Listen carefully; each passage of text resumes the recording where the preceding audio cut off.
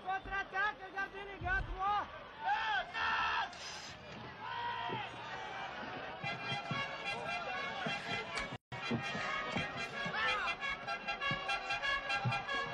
On s'énerve trop, hein.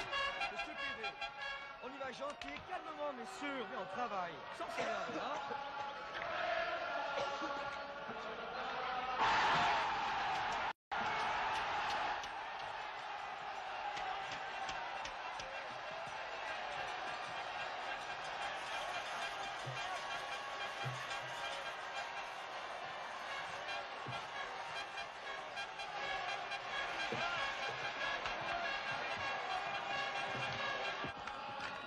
Non, je m'excuse, j'ai rien envie de dire. Ouais.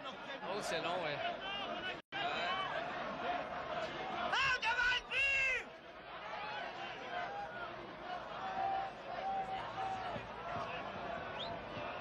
Claudie! Claudie!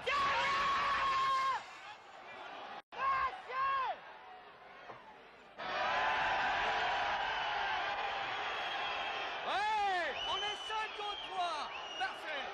Ok.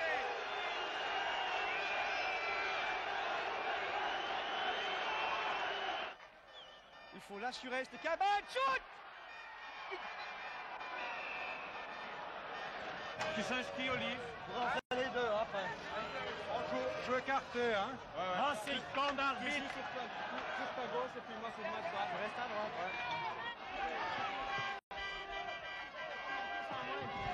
Gérard, c'est long, hein, les dernières minutes. Oh, Là. affreux.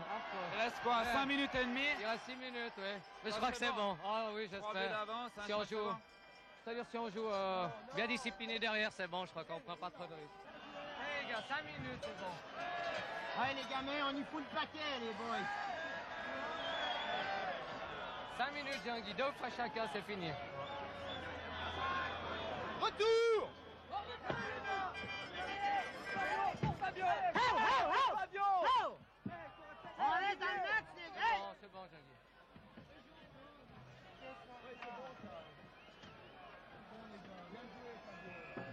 Bien joué les gars, et Olive! C'est bon, les gars. Et les cops, c'est bon, attention!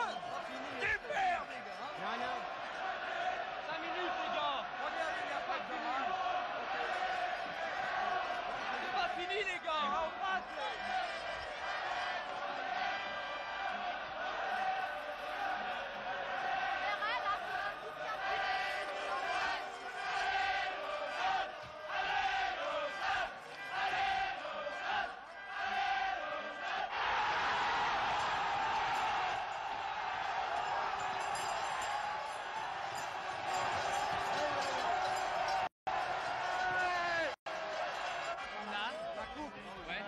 Ça va être le triomphe, hein.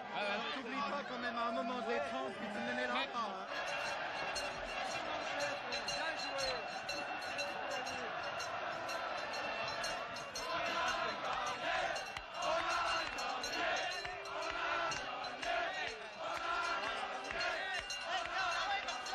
Prends des photos, arrête. Ça c'est bon. Ça fait quelque chose de voir ces images réelles. Ouais, c'est assez fantastique, c'est impressionnant. Comment est-ce qu'on vit un tel match sur le banc lorsqu'on est entraîneur et joueur? Comme les autres joueurs, je crois. Je pense qu'il y a beaucoup de nervosité, beaucoup de tension, on a vu tout le monde. J'étais étonné de voir même certains joueurs parce que, disons, c'est souvent moi qui est dans cette position-là. D'avoir toujours la bouche ouverte, fait des Comme commentaires. Raton, par Ouais, exemple. ouais, Friedrich, Duby et compagnie, enfin tout le monde. Ouais, c'est assez émouvant. Oui, je crois. On dit de plus en plus qu'il est difficile, pour ne pas dire impossible, d'être entraîneur et joueur. Qu'en pensez-vous à ce sujet?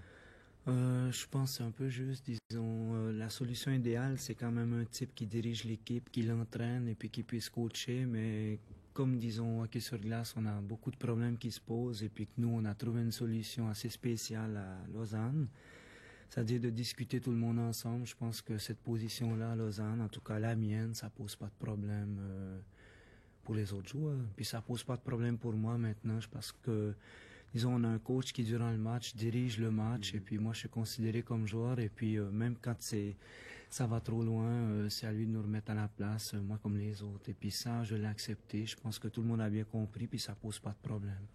Vous avez préparé ce match à Yverdon parce que c'était pas si facile à Lausanne. Je sais pas si on a préparé le match à Yverdon, mais disons, on a voulu assurer une patinoire avec un toit au cas où il y aurait de la pluie, comme c'est arrivé souvent, puis qu'on soit pas 3 jours ou 4 jours avant le match sans patiner. Mais disons, le match, il s'est pas préparé de façon spécifique, spécialement vendredi à Yverdon. Dans le fond, Lausanne arrive la saison où on l'attendait le moins. On l'attendait ces dernières saisons, on l'attendait depuis longtemps, mais pas tellement cette saison. Ouais, je pense que c'est un peu juste. On peut préparer une ascension dans le sens qu'on peut avoir une équipe, des éléments pour monter en Liga, mais je pense pas qu'on puisse prévoir l'année où on montera. Je pense qu'il y a un concours de circonstances, il y a des éléments, des impondérables, c'est ce qui joue beaucoup dans le sport, et puis je pense qu'on a eu un concours de circonstances et puis beaucoup de chances qui nous ont favorisés. Parce qu'après un mauvais début, quand même 6 points perdus dans les 7 premiers matchs. Hein. Ouais, justement, c'est que je pense qu'aussi il y avait un côté psychologique, le fait qu'on n'avait pas fait énormément de transferts comme plusieurs attendaient. On a eu, disons, 2 joueurs qui nous ont porté énormément cette saison, sur lesquels il fallait absolument compter. Il y a eu Bongar et Dominiconi. Autrement, on était exactement la même équipe l'année passée, sinon 3 joueurs qui ont parti de l'équipe, qui ont arrêté ou bien qui ont changé de club. C'était exactement la même équipe. On voit très bien que, disons, psychologiquement, au début, on a été un peu lésés dans ce sens-là. C'est peut-être ce qui a été long, ce qui a permis, disons, un démarrage plutôt lent. Il y a eu 2 tournants dans votre saison. Le premier, c'était à Genève, au Vernet contre Genève Servette, où vous aviez gagné. C'était aussi d'ailleurs le tournant pour Genève Servette, vraisemblablement. Et puis l'autre, après Zurich, c'est victoire pénible par un but d'avance. Et puis ce match nul à Holton. Alors je crois que là, l'esprit d'équipe a vraiment joué. Oui, énormément. C'est-à-dire qu'on a fait notre autocritique. On était toute l'équipe ensemble. On a discuté. On a quand même avoué qu'on avait été un petit peu trop gonflé, un peu trop sûr de nous-mêmes. Je pense que ça peut arriver inconsciemment dans une équipe. On peut à un moment donné se rendre compte qu'on a été trop sûr de nous et puis c'est gagné, c'est joué d'avance. Là, on a juste eu le temps de faire le point au bon moment et puis on s'est dit que sans travail, même si on est gonflé, même si on est sûr d'être les meilleurs, on n'arrive pas à gagner des matchs. Et puis là, on s'est mis au travail contre Fleury, contre Sion et puis on a continué contre Davos, puis ça a porté ses fruits. Sans cet esprit d'équipe, certainement, vous ne seriez pas là aujourd'hui. Non, on ne serait pas là, non. On ne saurait pas où on en est présentement parce que je ne crois pas qu'en faisant un nombre indéterminé de transferts avec des joueurs, avec des grands noms, on puisse arriver à quelque chose s'il y a des clans, s'il n'y a pas d'ambiance, s'il n'y a pas d'esprit, s'il n'y a pas de camaraderie. Nous, il y a une ambiance assez fantastique. On a pu s'en rendre compte cet après-midi. Alors, je crois qu'il y a... Malheureusement, on ne peut pas vous recevoir 1 heure et toute l'équipe comme la radio. Il a eu de la chance, notre confrère. Il y a une chose qu'il faut peut-être brièvement évoquer, c'est quand même les problèmes de transfert. Je sais bien que c'est très difficile d'en parler au lendemain d'une ascension comme ça, mais peut-être rapidement.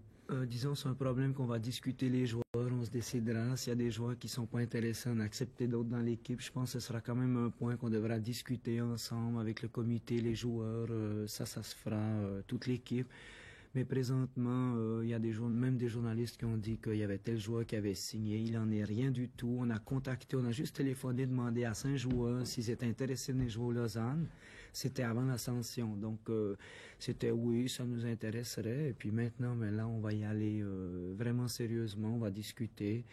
Mais on ne veut pas changer l'équipe, c'est exclu. Il y aura peut-être quelques changements, très peu de changements. On veut rester avec la même équipe.